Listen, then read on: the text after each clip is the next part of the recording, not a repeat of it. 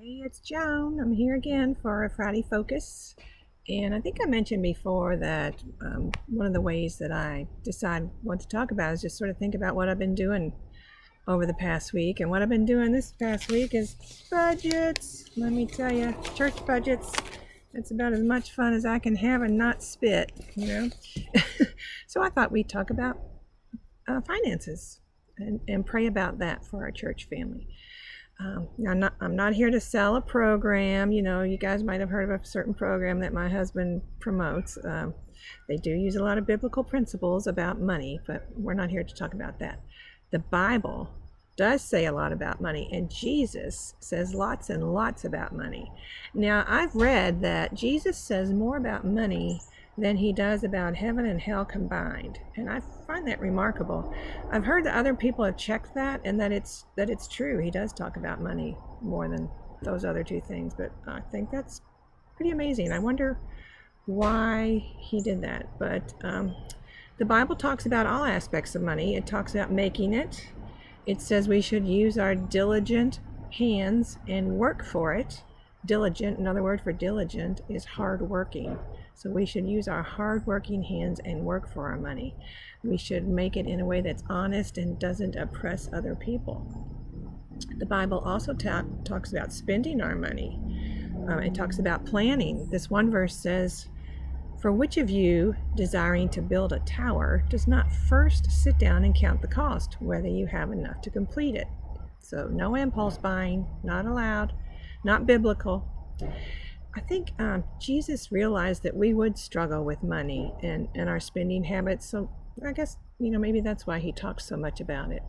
Because our spending reveals our hearts. It reveals who we are.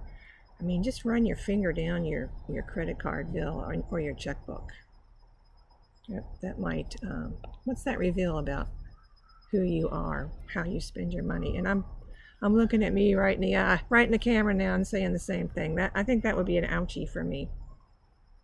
The Bible talks about saving it. It says, "Ants are creatures of little strength, yet they store up their food in the summer."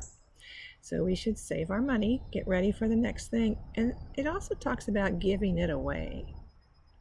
Now, the holidays are approaching soon, and charitable requests are on the rise. And I got to thinking about generous people that I know. The most generous people that I know, yeah, they're smart with their money, but they have what I would call a healthy relationship with their money. First of all, they know everything belongs to God, so, it's okay. What you have, it's not like money's the end goal. They use money as a tool. It's to be used wisely. Your money is to be used wisely. They give as an act of worship. We can worship with our money. And they know that more money doesn't mean more contentment. More Jesus does, right? The Bible says, "Keep your life free from the love of money and be content with what you have." I know we've all heard that one. Let's not forget to teach our kids about money either, these biblical principles. And it's about a balance between earning, spending, giving, and saving. Oh, there's that program again. They use those four things. But we're not talking about that. So I hope that you do pause and pray for our church and our family's finances, that pray that God would first work in our hearts so that we would have that right relationship with money, and that our money would flow in and out in a way that honors God, and that we would be wise, discerning, and have a balanced use of every dollar, that we would be as generous as he would love us to be, that we would not fear that.